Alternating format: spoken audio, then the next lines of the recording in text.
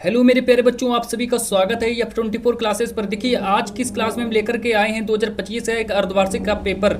जैसा कि आप लोगों को पता है कि आप लोगों का 2025 में आप लोगों का सामाजिक विज्ञान का पेपर होगा, तो इसीलिए देखो आज की इस क्लास में हम आप लोगों को बताने वाले हैं 2025-26 का एक वायरल पेपर लेकर के आ गए हैं जो मुझे मिल चुका है और मुझे अभी अभी सुबह सुबह मिला है। तो मैंने सोचा क्यों ना ये पूरा का पूरा पेपर मैं सॉल्व करवा दूं और इस पेपर को मैं पूरा का पूरा सॉल्व करवाऊंगा। और आप लोग क्या करो, इस पेपर के जितने भी क्वेश्चन हैं सभी के सभी क्वेश्चनों को नोट कर लीजिए कॉपी में, क्योंकि जैसे ही आप लोगों का अर्धवार्षिक का जब पेपर होगा और जैसे ही आप लोगों को ये वाला पेपर दिया जाए तो आप लोग क्या करना, इसके सभी के सभी प्रश्नों को कॉपी में नोट कर देना और आप लोगों को 70 में 70 नंबर भी मिल जाएंगे। क्योंकि यहाँ पर देखो हम वायरल पेपर लेकर के आए गए हैं और आप लोगों को बताने वाले हैं सामाजिक विज्ञान का एक ऐसा इंपॉर्टेंट वायरल पेपर लेकर के आए हैं जिस पेपर को पढ़ करके आप लोग 70 में 70 नंबर ला दोगे।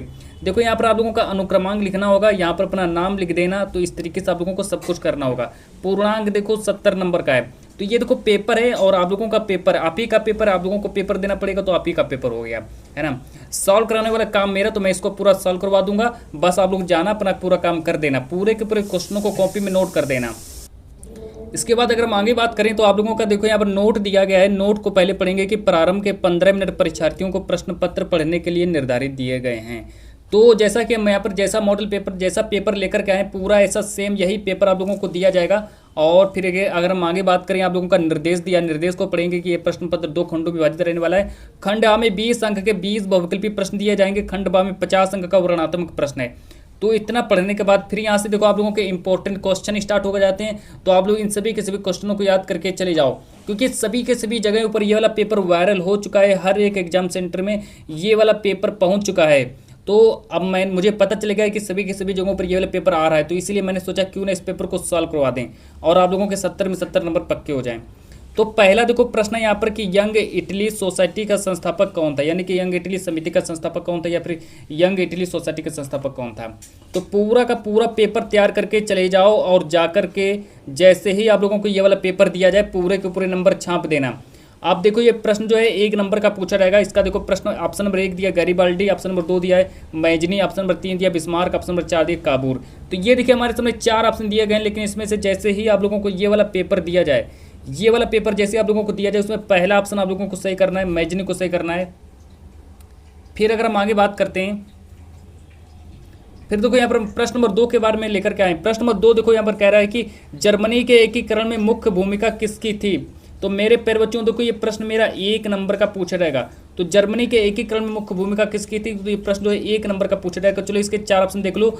नेपोलियन दिया है, ज्यूसेपे दिया है। फिर इसके बाद देख लेते हैं अगला प्रश्न, अगला देख लेते हैं।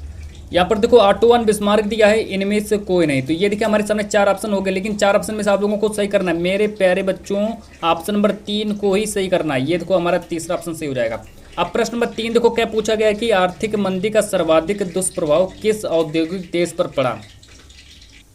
तो ये प्रश्न नंबर आप लोगों का तीसरा हो गया। प्रश्न नंबर 3 के 4 ऑप्शन देख लो। प्रश्न नंबर 3 के कौन कौन से 4 ऑप्शन दिए हैं, जर्मनी दिया है, फ्रांस दिया है, जापान दिया है, अमेरिका दिया है। तो ये प्रश्न हमारा 1 नंबर का आएगा। तो आप लोगों के जैसे ही ये वाला आप लोगों को पेपर दिया जाए तो आप लोगों को इसमें से सही करना है, अमेरिका को सही करके आना है, तो अमेरिका हमारा सही हो जाएगा। अब प्रश्न नंबर 4 देखो, प्रश्न नंबर 4 यहाँ पर कह रहा है कि इस पेपर का प्रश्न नंबर 4 देखो, प्रश्न नंबर 4 कह रहा है कि सत्याग्रह तो शुद्ध आत्मबल है, यह कथन किसका है। तो यह हमारा 1 नंबर का ये भी प्रश्न हमारा बन जाएगा। लेकिन प्रश्न नंबर 4 के 4 ऑप्शन देख लो, मोतीलाल नेहरू, CR दास, महात्मा गांधी, बाल गंगाधर तिलक दिया। लेकिन इसका सही आंसर हो जाएगा महात्मा गांधी को सही करेंगे। अब देखो आप लोगों के सामने लेकर के आ गए प्रश्न नंबर 5।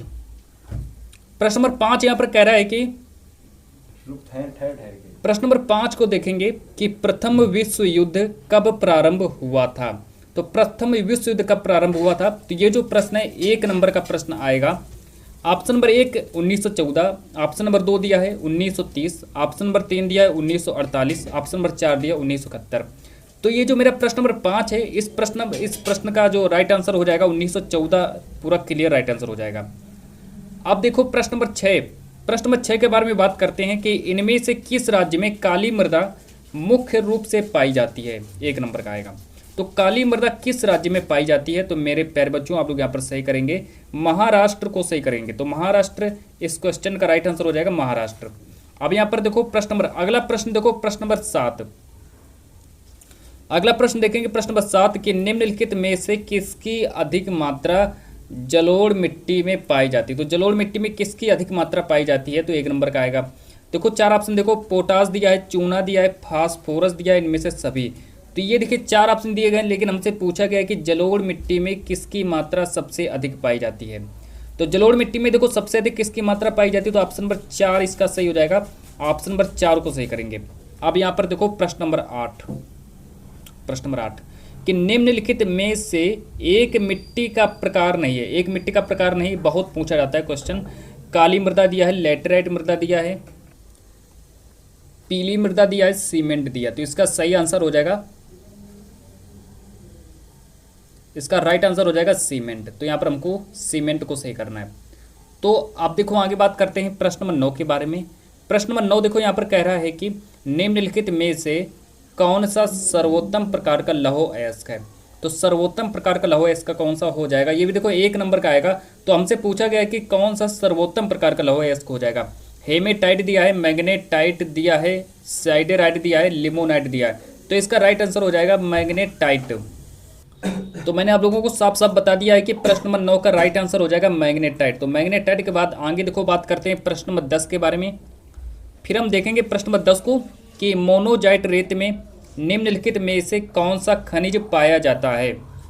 तो मोनोजाइट रेत में कौन सा खनिज पाया जाता है, तो ये जो प्रश्न है मेरा 1 नंबर का पूछ रहेगा। तो प्लेटिनम दिया है, यूरेनियम दिया है, मैग्नीज दिया है, थोरियम दिया। लेकिन हमारा यहाँ पर जो राइट आंसर हो जाएगा थोरियम को सही करके चले आना, थोरियम को सही करना। अब प्रश्न नंबर 11 को देखेंगे। प्रश्न नंबर 11 यहाँ पर कि भारत का अधिकांश विदेशी व्यापार होता है। तो भारत का अधिकांश विदेशी व्यापार कैसे होता है, 1 नंबर का आएगा। सड़क मार्ग से होता है, वायु मार्ग से होता है, रेल मार्ग से होता है, समुद्री मार्ग से होता है। तो प्रश्न नंबर 11 कह रहा है कि भारत का अधिकांश विदेशी व्यापार किससे होता है। तो यहाँ पर हमारा राइट आंसर हो जाएगा इसका समुद्री मार्ग से। तो प्रश्न नंबर 11 का चौथा ऑप्शन सही हो जाएगा। अब चलो आगे बात करते हैं प्रश्न नंबर 12 के बारे में। प्रश्न नंबर 12 को देखेंगे कि निम्नलिखित में से कौन सा ऊर्जा का परंपरागत स्रोत है। तो इसमें से हमको बताना है कि ऊर्जा का परंपरागत स्रोत कौन सा है। ये भी देखो 1 नंबर का आएगा। सौर ऊर्जा दिया है, पवन ऊर्जा दिया है, कोयला दिया है, ज्वारी ऊर्जा दिया है। तो प्रश्न नंबर 12 का हमारा यहाँ पर राइट आंसर हो जाएगा कोयला को सही कर देना। तो कोयला राइट आंसर हो जाएगा। अब प्रश्न नंबर 13 को देखो। प्रश्न नंबर 13 यहाँ पर कह रहा है कि निम्न में से कौन सा उद्योग बॉक्साइट को कच्चे माल के रूप में प्रयोग करता है। तो ये भी 1 नंबर का ही आएगा। तो बॉक्साइट को कच्चे माल के रूप में कौन प्रयोग करता है, तो इसका देखो राइट आंसर हो जाएगा। प्रश्न नंबर 13 का राइट आंसर हो जाएगा एल्यूमिनियम। तो इसका राइट आंसर हो जाएगा एल्यूमिनियम को सही करेंगे। अब यहाँ पर देखो प्रश्न नंबर 14 कि भारत में वायु परिवहन का राष्ट्रीयकरण कब किया गया। ये भी 1 ही नंबर का आएगा। इसका देखेंगे ऑप्शन नंबर 1 दिया 1950, ऑप्शन नंबर 2 दिया है 1960, ऑप्शन नंबर 3 दिया 1953, ऑप्शन नंबर 4 दिया 1998। तो इस क्वेश्चन का राइट आंसर हो जाएगा 1953। तो यहाँ पर 1953 को सही करेंगे। अब देखो बात करते हैं प्रश्न नंबर 15 के बारे में। प्रश्न नंबर 15 कि निम्नलिखित में से कौन सा राजनीतिक दल राष्ट्रीय पार्टी नहीं है। तो यहाँ पर हमसे पूछा गया है कि निम्नलिखित में से कौन सा राजनीतिक दल राष्ट्रीय पार्टी नहीं है। तो ये भी प्रश्न 1 ही नंबर का आएगा। लेकिन अगर हम इसके 4 ऑप्शन के बारे में बात करें तो यहाँ पर देखो इंडियन नेशनल कांग्रेस दिया है, समाजवादी पार्टी दिया है, भारतीय जनता पार्टी दिया है, बहुजन समाज पार्टी दिया है। लेकिन प्रश्न नंबर 15 का आप लोगों को राइट आंसर करना है समाजवादी पार्टी को ही सही करना है, समाजवादी पार्टी को ही सही करना है। आप देखो प्रश्न नंबर 16। प्रश्न नंबर 16 को देखेंगे। प्रश्न नंबर 16 यहाँ पर कह रहा है कि निम्नलिखित में से किस राज्य में अधिकतम साक्षरता दर पाई जाती है।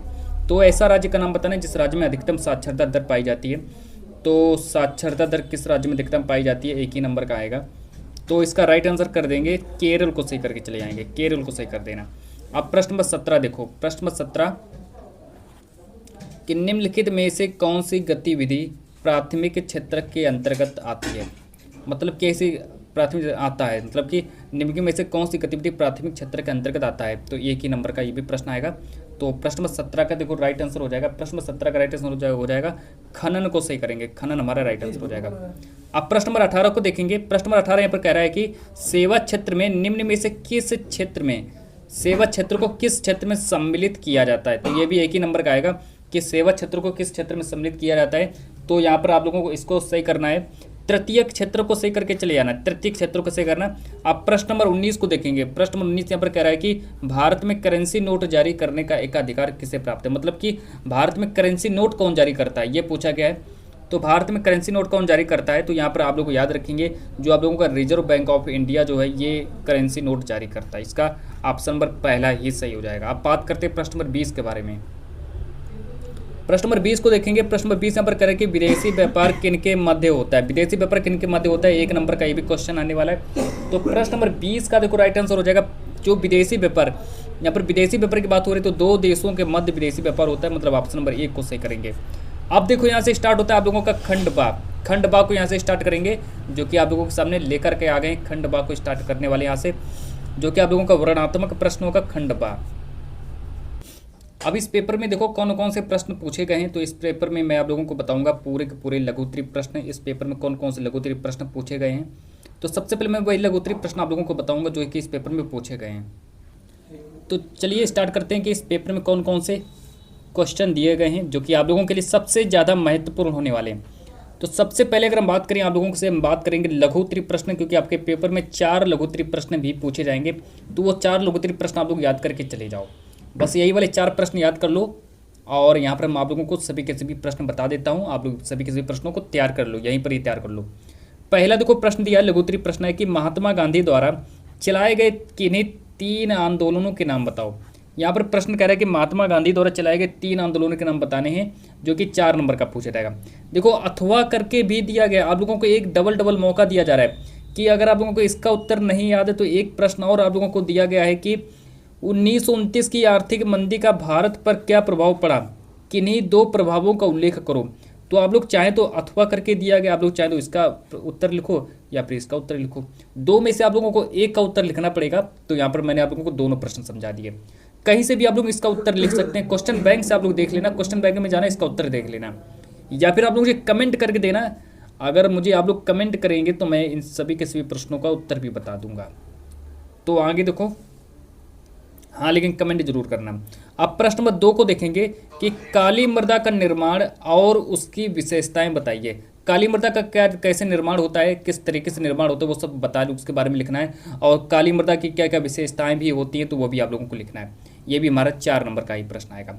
तो पूरे के पूरे पेपर के मैं सभी के सभी इंपॉर्टेंट क्वेश्चन आप लोगों को बता देता हूँ, सभी के सभी क्वेश्चनों को याद करके चले जाओ।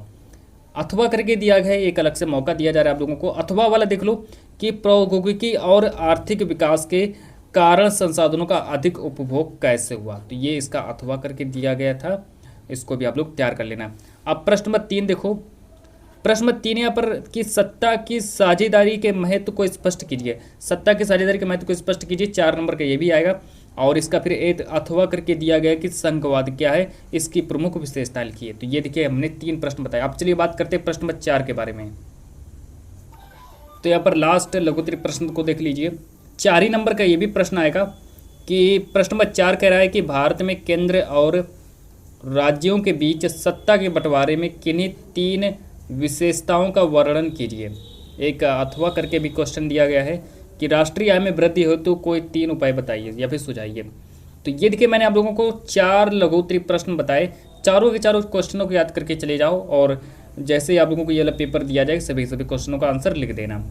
अभी देखो यहाँ पर एक और यहाँ पर स्टार्ट होता है आप लोगों का, जो कि यहाँ पर दिया वर्णनात्मक सेकंड। वर्णनात्मक सेकंड यहाँ पर दिया है, जिसमें से आप लोगों को विस्तृत उत्तरी प्रश्न यानी कि जितने भी 6 नंबर वाले क्वेश्चन होंगे वो मैं आप लोगों को बताऊंगा, क्योंकि पेपर आप लोगों का है तो आप लोगों को सभी सॉल्व करवाना पड़ेगा। तो इस पेपर के सभी 6 नंबर वाले क्वेश्चन मैं आप लोगों को बता देता हूँ, आप लोग इनके आंसर कहीं से भी देख लेना या फिर मुझे कमेंट कर देना, तो मैं इन सभी के सभी क्वेश्चनों का आंसर मैं आप लोगों को बता दूंगा। यहाँ पर कह रहे हैं कि निम्न प्रश्नों को उत्तर प्रत्येक लगभग 150 शब्दों में सभी के सभी प्रश्नों को उत्तर भी लिखना है।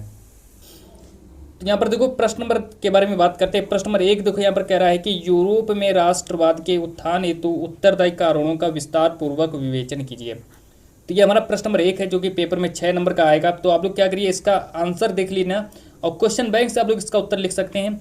अब एक और अथवा करके भी क्वेश्चन दिया गया है कि असहयोग आंदोलन किसने चलाया, असहयोग आंदोलन किसने चलाया, इसके किन्हीं 3 कारणों का उल्लेख कीजिए।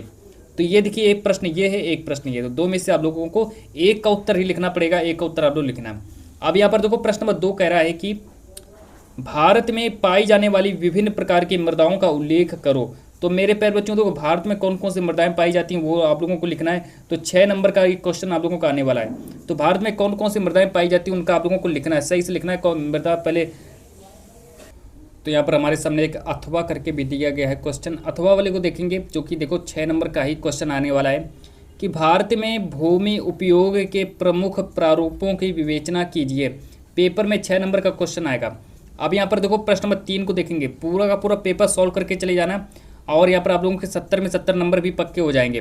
फिर देखो मेरे प्यारे बच्चों, मेरा प्रश्न नंबर 3 देखेंगे कि लोकतांत्रिक शासन प्रणाली के कोई 3 लाभ बताइए। देखिए इसको भी तैयार कर लेना, इसको भी जरूर तैयार कर लेना, जो कि एक अथवा करके भी दिया गया है कि अब ये 6 नंबर का ही आएगा।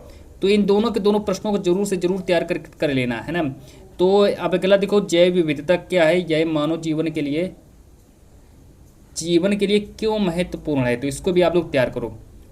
तो इसके बाद अगर हम बात करते हैं प्रश्न नंबर 4 के बारे में, प्रश्न नंबर 4 करें कि विदेशी व्यापार से आप क्या समझते हैं, इसके लाभों का वर्णन कीजिए। इसके लाभों का वर्णन कीजिए, जो कि पेपर में 6 नंबर का आएगा। फिर इसके बाद ये देखो, इस पेपर में कौन सा एक अथवा करके भी क्वेश्चन दिया गया है। अथवा वाला प्रश्न देख लो, जो कि पेपर में 6 नंबर का आएगा कि उपभोक्ता का शोषण रोकने के कोई 2 उपाय लिखिए। तो इतना आप लोगों का हो गया। तो ये देखिए मैंने आप लोगों को 6-6 नंबर वाले सभी के सभी प्रश्न बताए। तो 6-6 नंबर वाले सभी प्रश्न हो गए। अब यहाँ से देखो आप लोगों का स्टार्ट होता है मानचित्र संबंधी प्रश्न है। और मानचित्र में देखो क्या होगा, 10 नंबर का आप लोगों का मानचित्र भी पूछा जाएगा। तो 10 नंबर भी आप लोगों के ये मैं पक्के करवा दूंगा, जिसमें से 5 नंबर आप लोगों का हिस्ट्री से आएगा और 5 नंबर आप लोगों का भूगोल से आएगा। तो 5-5 मिलाकर 10 नंबर का आप लोगों का ये भी पक्का हो जाएगा। चलो देखो बात करते हैं, निर्देश देखो दिया है कि प्रश्न संख्या 9A और 9B जो है मानचित्र से संबंधित है। मानचित्र से संबंधित तो मैं आप लोगों को बताने वाला हूँ मानचित्र के बारे में।